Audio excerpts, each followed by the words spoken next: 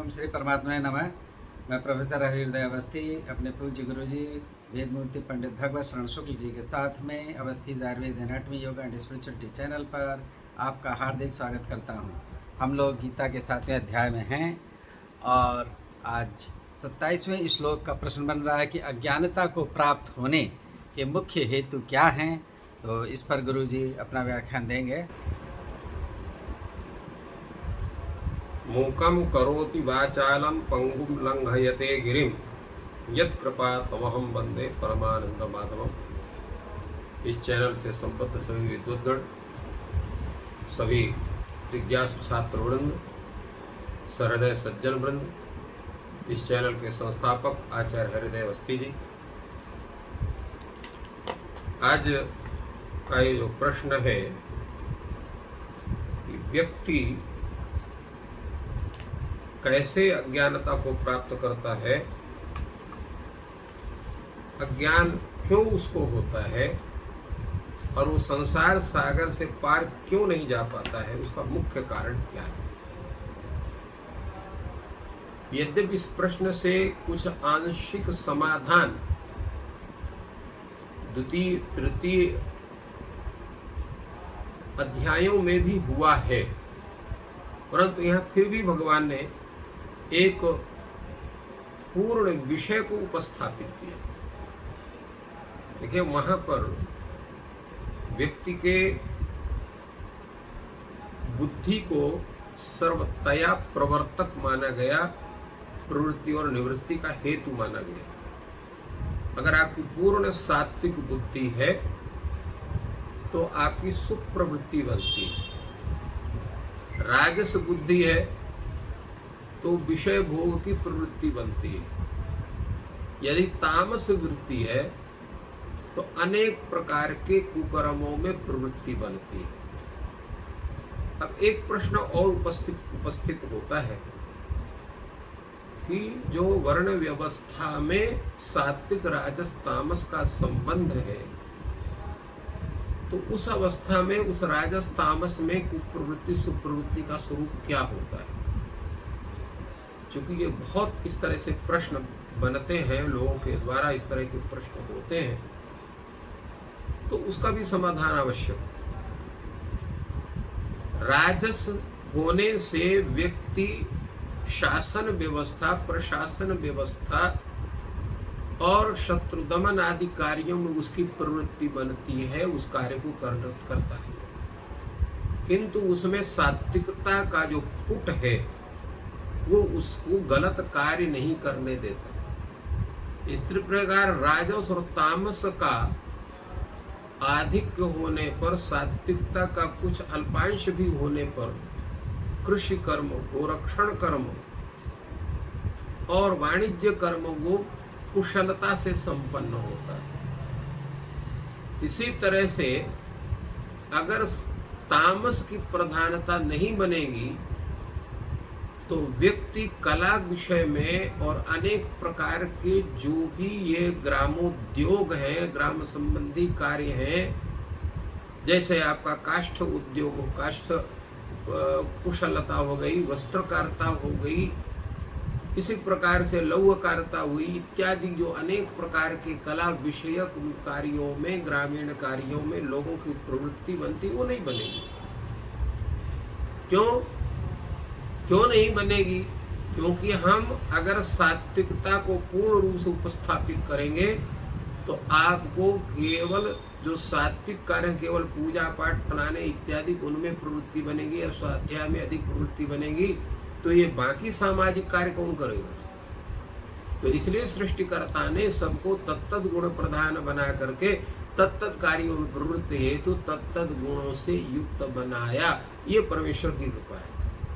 और उसके साथ साथ सबको एक वरदान दे दिया कि अगर आप धार्मिक हो करके, उस परमात्मा के प्रति समर्पण हो करके अपने परंपरा से संप्राप्त जो आपके कर्म विशेष हैं उनका अनुष्ठान करते हैं, उनको विधिवत आप करते हैं, तो उन्हीं कर्म के द्वारा ईश्वर की आराधना करके आपको मोक्षादि प्राप्त हो सकता है।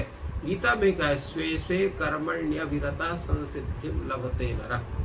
तो इसलिए ये शंका नहीं की जा सकती है कि तमोगुण का प्रभाव होने पर दुष्कर्म ही खाली होते हैं। तो फिर यहाँ क्या तात्पर्य है?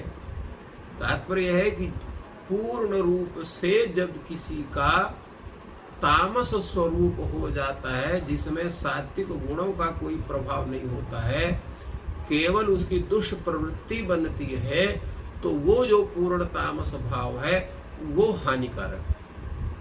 वो कैसे बनता है? उसके बनने का मुख्य कारण क्या है? क्योंकि जब तक हम कारण में नहीं जाएंगे तब तक कार्य के स्वरूप का ज्ञान हमको नहीं हो सकता।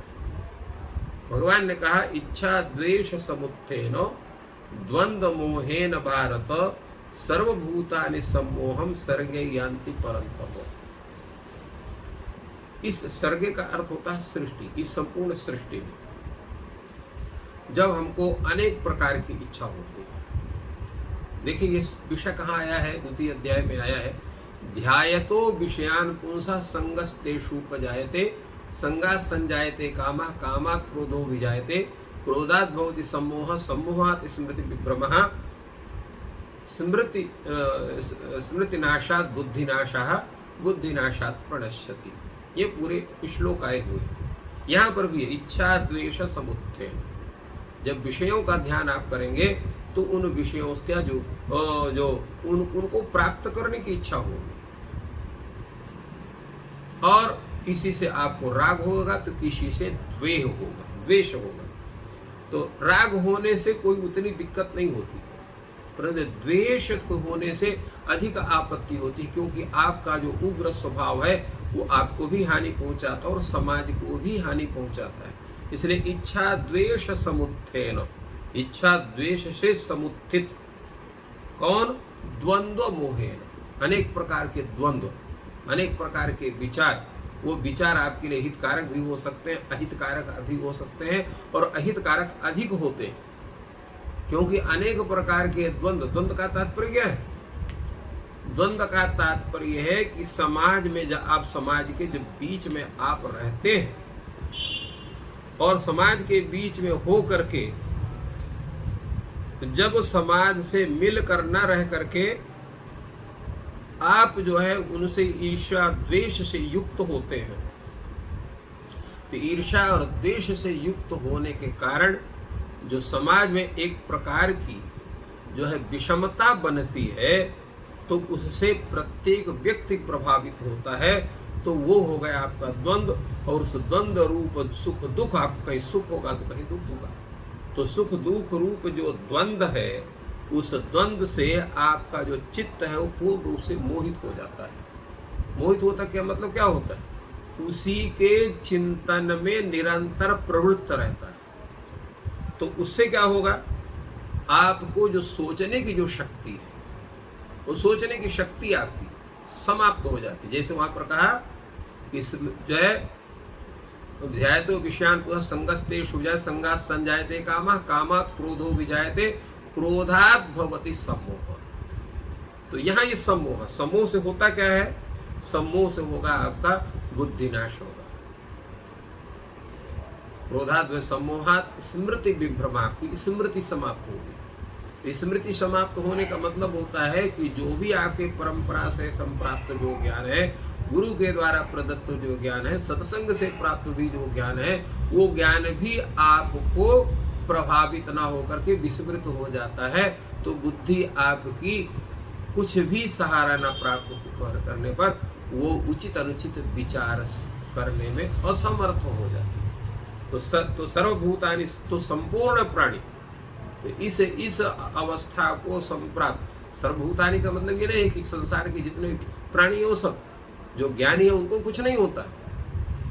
तो यहाँ पर सर्वभूतानि का मतलब वही है कि ऐसे प्राणी जिन्होंने जो इच्छा द्वेष समुत्थित द्वंद्व मोह से संव्याप्त होते हैं, ऐसे जितने प्राणी हैं वो सम्मोहम यान्ति, सम्मोह को प्राप्त करते हैं। अर्थात उनकी जो बुद्धि है उचितानुचित विचार रहित हो जाती है, इसलिए वो सम्मोह को प्राप्त करते हैं।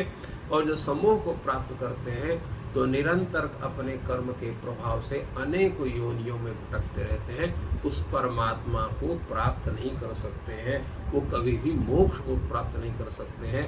क्योंकि उनको निरंतर अपकर्म करने के कारण उनकी बुद्धि दूषित रहती है।